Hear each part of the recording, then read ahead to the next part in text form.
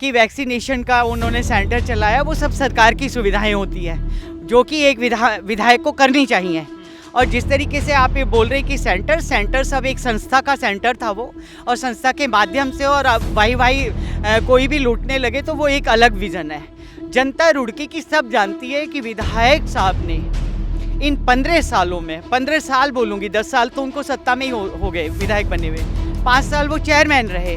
उन्होंने यदि रुड़की इतना वेल एजुकेटेड सिटी है, इतने अच्छे लोग हैं यहाँ पे, यदि यहाँ पे काम करते तो आने जाने की सुविधाएं, हॉस्पिटल की सुविधाएं, सेकेंडली एजुकेशन की सुविधाएं, स्कूलों की सुविधाएं, और जहाँ पे ये जो पाइपों की सुविधाएं, सड़कों की सुविधाएं, यातायात की, जहाँ पे आप सिविल लाइन को देखिए, सिविल लाइन तो पूरा डेवलप दिखता है हमें। सिविल लाइन जहाँ पे भी आप रहते हैं, सड़कें हैं। लाइन डेवलप नहीं है, सिर्फ वो एरिया डेवलप है जहाँ पे उनको आना जाना होता है। मतलब कि तौबा कर चुका है और बिल्कुल आंख बिछाए बैठे हैं कि 2022 में चुनाव हो और यहाँ पे हमारी कांग्रेस की सरकार बनेगी, पूर्ण बहुमत से सरकार बनेगी हमारी कांग्रेस की। कि जो ये लोगों ने बोला है कि सबका साथ सबका विकास, ना इनका सबका साथ है ना सबका विकास है। हम सबका साथ लेके चलेंगे और पूर्ण रूप से सबका विकास करेंगे।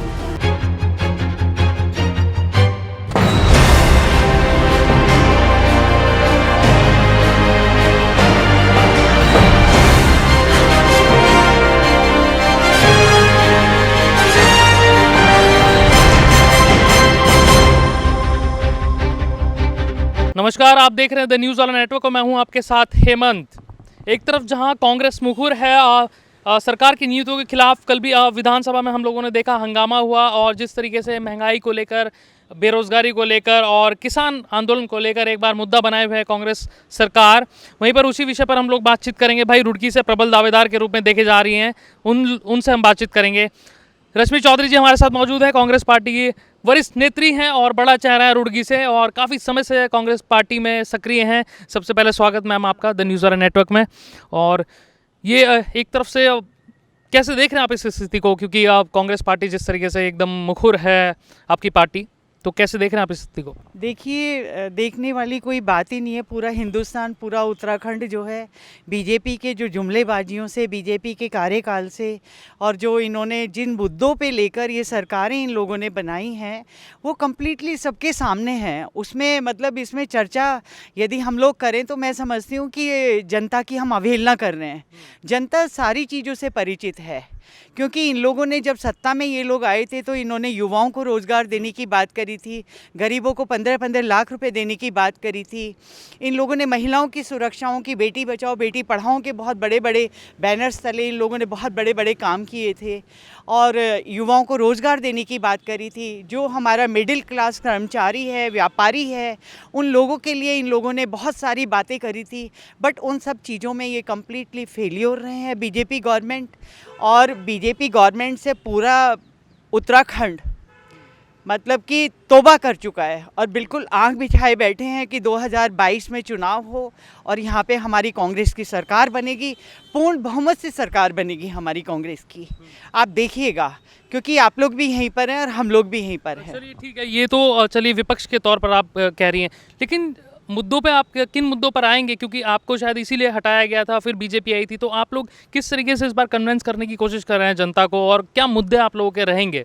देखिए, हमारा सबसे पहला मुद्दा ये रहेगा कि जो ये लोगों ने बोला है कि सबका साथ सबका विकास, ना इनका सबका साथ है ना सबका विकास है। हम सबका साथ लेके चलेंगे और पूर्ण रूप से सबका विकास करेंगे। हम पूर्ण रूप से, हिंदू मुस्लिम सिख ईसाई का हिंदुस्तान है और उत्तराखंड में भी हम सब लोग रहते हैं। हम कम्प्लीटली सब लोगों के लिए सेम पैटर्न पे काम करेंगे, सेम पैटर्न से उन लोगों की सुविधाओं के लिए जो भी हम लोग सरकार दे सकती है पूर्ण रूप से वो देगी। तो बेरोजगारों की जैसी स्थिति है, उनके लिए क्या कीजिएगा आप? देखिए, बेरोजगारों को हम इंडस्ट्रीज़ को बढ़ावा देंगे। लोगों के रोज़गार के लिए जो युवा बेरोज़गार घूम रहा है उनको बिजनेस पॉइंट ऑफ व्यू से मतलब उनको समझाएंगे कि आप जो भी जिस तरीके का हमारा मतलब समाज में जो कैंडिडेट होगा उसको उस तरीके से बेनिफिट देने का हमारे कांग्रेस सरकार पूर्ण रूप से, क्योंकि हमारी सरकार जो है सबका साथ लेके चलती है और उसके अंदर कोई पक्षपातपूर्ण की बात नहीं है और हिंदुत्व की बात नहीं है। सबसे बड़ी बात यह है, जो बीजेपी है वो हिंदुत्व की बात करके जो सत्ता को इन्होंने हथियाया है, पूरा भारतवर्ष और पूरा उत्तराखंड ये बात समझ चुका है। अब आपने देखा हिंदुत्व की बात करने में तो कोई दिक्कत नहीं है, क्या दिक्कत है, क्या दिक्कत आप मानती हैं इसमें? देखिए, आप विधानसभा में देख रहे हैं कि किस तरीके से हमारे केवल हमारे 11 विधायक हैं। हमारे विधायक किस तरीके से मुद्दे उठाने का काम कर रहे हैं। हमारे काजी निजामुद्दीन जी उठा लीजिए, हमारी ममता राकेश जी को उठा लीजिए, इनको उठा लीजिए, हमारे मैं हरिद्वार की बात करूंगी, फुरकान अहमद भाई को उठा लीजिए। मतलब कि मुद्दे पे मुद्दे ही हैं। आप मुद्दों की बात करें, मैं कह रही हूँ मुद्दों से पूरा उत्तराखंड भरा पड़ा है। पूरा मतलब कि उत्तराखंड जो है आंख बिछा के बैठा हुआ है कि कब इलेक्शन आए और कब यहाँ पे कांग्रेस सरकार बने और कब हम राहत की सांस लें। अच्छा ठीक है, चलिए ये तो आपने सरकार की बात कर दी, लेकिन मैं अब जानना चाहता हूँ रश्मि चौधरी जी जो इतने समय से सक्रिय हैं कांग्रेस पार्टी में, उनके पास क्या विज़न है? रुड़की से आपको देखा जा रहा है, कई सारे पोर्टल्स आपके बारे में लिखते हैं, अखबार लिख रहे हैं कि भाई रश्मि चौधरी को देखा जा रहा है, तो आपके पास क्या विज़न है रुड़की को लेके? देखिए, रुड़की के लिए मैं अपना विज़न बताऊंगी। आपने बड़ा प्यारा क्वेश्चन करा है Hemant, thank you so much. क्योंकि रुड़की जो है एजुकेशन हब है और यहाँ पे जो है सब लोग शिक्षित लोग रहते हैं और यहाँ की जो जनता है बहुत ही, चाहे महिला पुरुष बुजुर्ग बच्चे, सभी बहुत ज़्यादा समझदार हैं।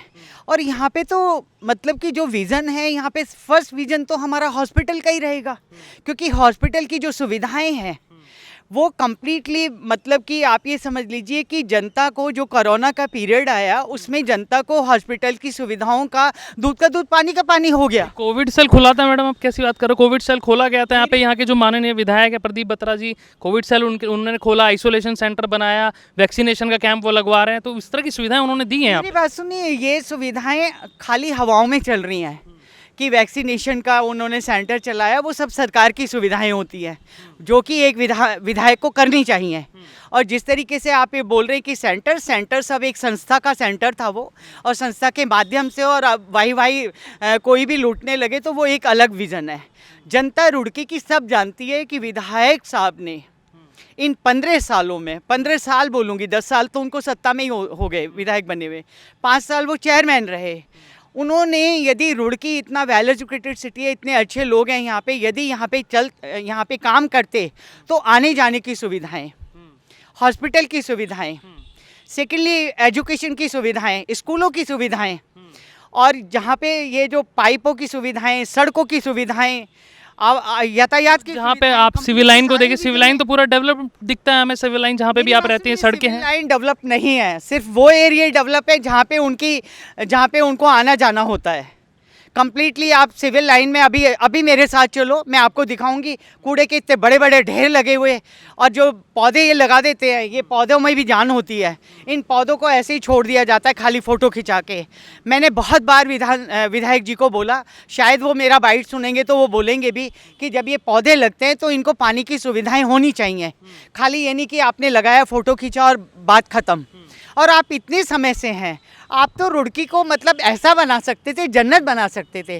कम्प्लीटली उन्होंने वो काम किए हैं जिनमें उनको मोटा पैसा मिलता था, और जो जनता का करोड़ों रुपया आया वो कम्प्लीटली यहाँ के जनप्रतिनिधि खाने का काम कर रहे हैं, चाहे वो मेयर साहब हैं, चाहे वो विधायक हैं। बीजेपी का फंडा है कि किसी भी तरीके से सत्ता को हथियाओ और फिर माल खींचना शुरू करो। हमारी कांग्रेस का फंडा है कि हम लोग जब सत्ता में आते हैं तो हम समाज के लिए काम करते हैं। हमारा हर व्यक्ति घर घर जाता है, हर व्यक्ति घर घर जाके दुख सुख पूछता है उससे। तो हमारा विज़न बहुत डिफरेंट है, मेरा विज़न। और जब मैं सत्ता में आऊँगी तो रुड़की की जनता ये बात महसूस भी करेगी, क्योंकि अपने मुँह से मियाँ मिट्ठू बनना ज़्यादा उचित नहीं है। जब मैं आऊँगी तो लोग समझेंगे कैसे आपको, कि किस तरीके से समझेंगे भाई कुछ विजन है भी कि नहीं? देखिए, मेरी बात सुनिए, जनता को मुझे समझने की ज़रूरत नहीं है, जनता मुझे जानती है। मैं इतने लंबे समय से काम कर रही हूँ पार्टी के लिए, इतने लंबे समय से मैं जनता के बीच में हूँ।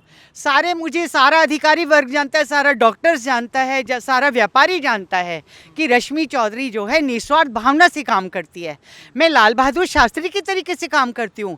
मेरा विज़न पैसा कमाना नहीं है, मेरा सिर्फ विज़न यह है कि जो जनता का पैसा आता है, जो करोड़ों रुपए की निधि आती है, वो जनता के लिए लगाई जाए, ना कि उनको बंदर बांट की जाए कागजों के अंदर। मेरा विज़न, मेरा मोस्ट इम्पोर्टेंट विज़न यही है, ईमानदारी का विज़न रहेगा। हाँ बिल्कुल। बहुत बहुत शुक्रिया हमें समय देने के लिए। हमारे साथ मौजूद थे रश्मि चौधरी जी। साफ तौर पर कहा भाई विज़न बहुत क्लियर है कि जो पैसा विधायक निधि का आता है वो जनता के लिए यूज़फुल हो, लेकिन ये तो शायद 2022 में देखना होगा जनता किस तरीके से आकलन करती है। और भी लोगों से हम लोग बातचीत करेंगे और पार्टीज़ के लोगों को जो देखा जा रहा है रुड़की में दावेदारी कर रहे हैं, क्या विज़न है उन लोगों के और किस सोच के साथ वो जनता के बीच जा रहे हैं। अगर ये वीडियो फेसबुक पेज पर देख रहे हैं प्लीज़ फॉलो कीजिए हमारे पेज को, शेयर कीजिए इस वीडियो को, और यूट्यूब चैनल पर देख रहे हैं तो चैनल को प्लीज़ सब्सक्राइब कीजिए। और कैमरे पर है हमारे साथी जय सिंह राजपूत। बने रहिए द न्यूज़ वाला नेटवर्क के साथ। बहुत बहुत शुक्रिया आप सभी लोगों का।